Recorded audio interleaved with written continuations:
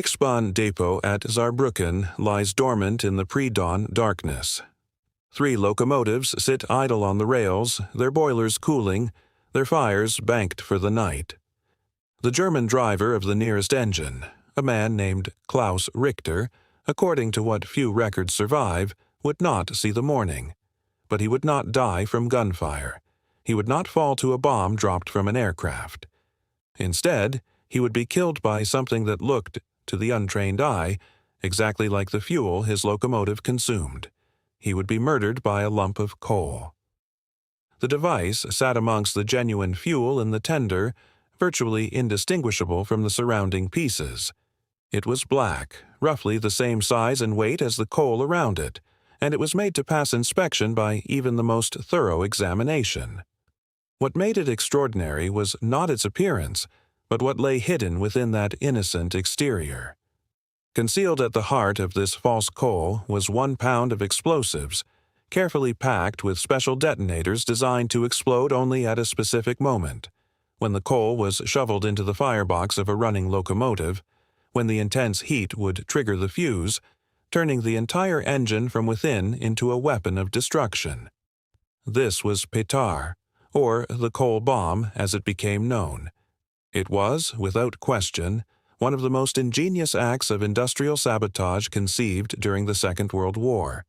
Manufactured in secrecy at the Special Operations Executives' technical workshops, distributed through occupied France and across European rail networks by courageous resistance fighters, it represented the pinnacle of British deception and engineering. For years, historians dismissed it as a myth, a piece of wartime propaganda too fantastical to be true. Yet the coal bomb was entirely real, devastatingly effective, and became one of the most feared implements in the Nazi supply apparatus.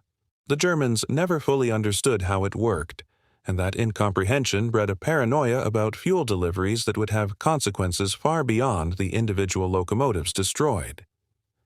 The impact of this single weapon cannot be measured merely in locomotives lost. It rippled through the Nazi command structure, creating fear, generating investigation, and forcing the diversion of resources at precisely the moment when Germany could least afford such distraction. This is the story of how Britain fought back against the Nazi war machine, not with massive air raids or frontal assaults, but with something far more subtle, far more cunning. This is the story of the coal that killed from within. The problem facing the Allies in occupied Europe was devilishly straightforward yet seemingly impossible to solve. Nazi Germany's war machine depended entirely upon the railways. Trains transported troops to the front, carried supplies to fighting units, and moved ammunition, petrol, and raw materials across the vast territories the Reich had conquered. The German rail network was the circulatory system of their war effort. Without functioning railways, the Wehrmacht could not move divisions rapidly, could not resupply its armies, could not maintain the flow of resources that kept the whole apparatus in motion. The Allies had recognized this vulnerability from the beginning. The Royal Air Force conducted continuous bombing campaigns against rail yards, marshalling points, and railway infrastructure. American bombers struck at the same targets from the south. Yet for all the tons of ordnance dropped, for all the destruction inflicted, the railway system continued to function. The Germans rebuilt rails, repaired depots, and adapted their operations to accommodate the bombardment. Moreover, the bombing campaigns were costly in human lives, both military aircrew and civilian casualties. There had to be another way.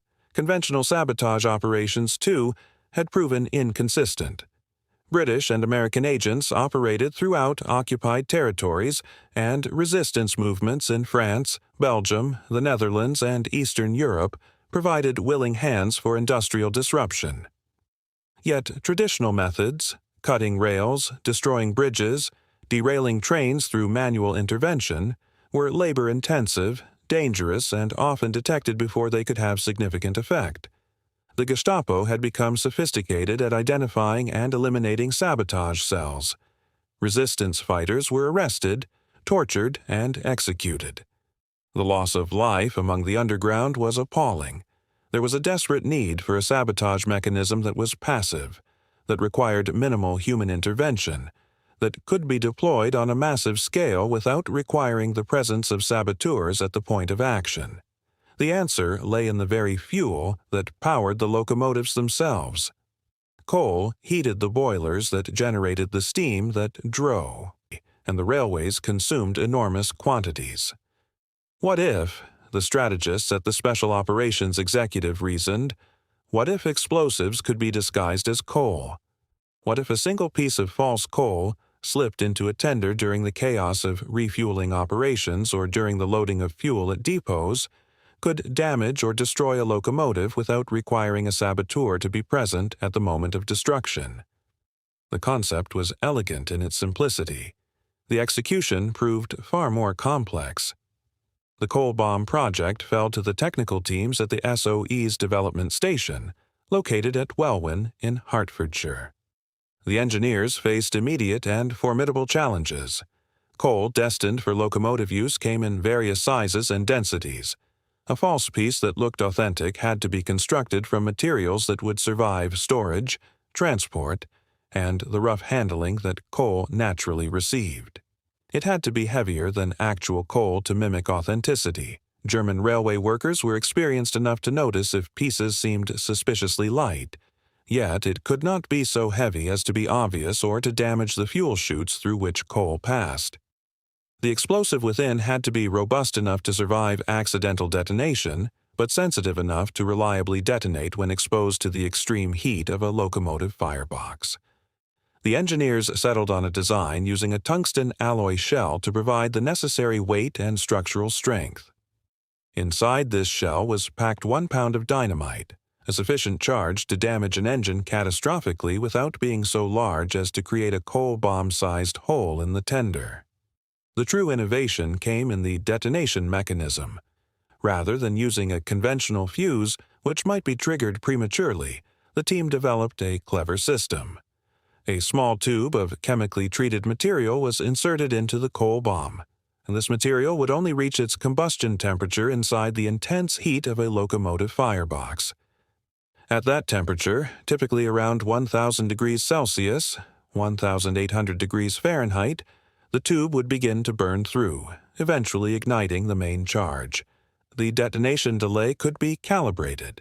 Some versions were designed to explode within minutes of the coal being shoveled into the firebox, whilst others were meant to detonate only after the locomotive had traveled some distance, ideally with the engine operating at full pressure, maximizing the damage when the charge detonated. The psychological impact of this variation was considerable.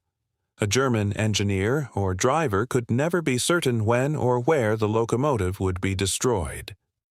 The uncertainty was itself a weapon. Manufacturing the coal bombs presented its own considerable obstacles. The Welwyn facility produced units quietly, with remarkable secrecy maintained even within the SOE itself. Production numbers remain classified even now, more than 80 years later, but estimates suggest that several thousand were manufactured during the war years. Each one was hand-finished to ensure that no detail would betray its true nature. The exterior was roughened and discolored to match genuine coal. The weight was tested against comparative pieces to ensure authenticity. The chemical detonators were inserted with precision, as even a fraction of a millimeter variation could affect the reliability of the device. The distribution of these devices was organized through the SOE's networks in occupied Europe. Resistance operatives in France were provided with quantities of coal bombs along with explicit instructions for their deployment. The bombs were to be introduced into coal shipments destined for German military use, particularly those feeding the locomotives that powered troop transports and supply trains. Operatives with access to coal depots, or those working at rail yards, were given the coal bombs and shown how to identify points of maximum vulnerability. If you are finding this history of wartime ingenuity fascinating, a quick subscribe helps more than you know. It enables me to continue uncovering these extraordinary stories that shaped our world. The operational results, whilst difficult to verify with absolute precision, were nonetheless significant. From 1943 onwards, German railway operations began experiencing an alarming number of locomotive failures that appeared entirely inexplicable. Engines would explode during routine operation, their boilers rupturing with a catastrophic violence that could not be attributed to any mechanical failure. The Germans launched investigations. They examined failed locomotives with meticulous care. They found no evidence of sabotage in the mechanical sense. The engines had simply failed. The cause remained mysterious. There was a batch of defective coal sourcing that had weakened boiler integrity. Perhaps the extreme stresses of wartime operation had overtaxed the locomotives. Perhaps the coal being supplied had become contaminated with foreign material, sand or rock, that had damaged the machinery from within. The German Military Ordnance Service demanded improved coal quality controls. Railway authorities implemented inspections. Coal was washed and graded. Yet the mysterious explosions continued. The true cause remained undetected until very late in the war, when captured operatives revealed the nature of the weapon under interrogation. The psychological impact upon German railway operations was profound. Reports of mysterious locomotive explosions began to affect morale among engine drivers. Men became reluctant to fire up locomotives, fearing that they might be operating a sabotaged engine. Commanders resorted to detailed pre-operation inspections, wasting valuable time. Routes and schedules became unpredictable, as drivers insisted on conservative operation of unfamiliar engines. The knowledge that explosives could be hidden in fuel, that they might die through no fault of their own but simply through the bad luck of shoveling a single piece of false coal, created a pervasive anxiety throughout the German railway service. The British approach differed fundamentally from the German equivalent. In 1944, the Nazis did attempt to develop similar devices, internal sabotage mechanisms disguised as ordinary materials that could be deployed against Allied industry and railways. The technical barriers proved insurmountable, however. German scientists and engineers lacked the same combination of theoretical knowledge and practical manufacturing capability that the British had developed. More importantly, the Germans lacked the resistance networks through which to deploy such weapons. Their attempts at sabotage in Britain and the United States largely failed. The coal bomb remained a uniquely British weapon, one that the Germans could never successfully replicate. The Americans, too, developed their own variations on the concept, though these appear to have been less operationally successful. American sabotage devices in the Pacific Theater designed to damage Japanese trains and industrial facilities existed, but never achieved the operational deployment or psychological impact of the British coal bombs in Europe. American strategists had opted early in the war for a more direct approach, massive bombing campaigns that would simply overwhelm German defenses through sheer weight of ordnance. The subtler art of industrial deception remained largely in the British sphere. The coal bomb's actual impact on the German war effort remains debated by historians. The number of locomotives destroyed was certainly significant. Estimates range from dozens to perhaps several hundred, but it was not the destruction itself that truly mattered. German locomotive production had already been severely constrained by bombing. What the coal bomb inflicted was uncertainty. It created doubt about the reliability of fuel supplies. It prompted wasteful security measures that diverted resources and personnel.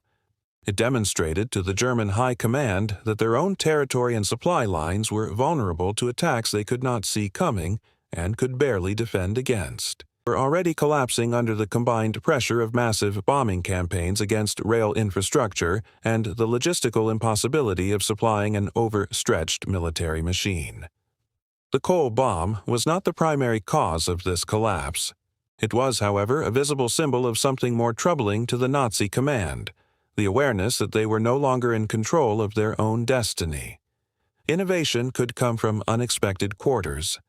Safety could not be assured. Trust in supply chains could not be maintained. In the years since the Second World War, the coal bomb has become something of a historical curiosity. Few surviving examples exist in museums, as the devices were melted down or destroyed after the war ended.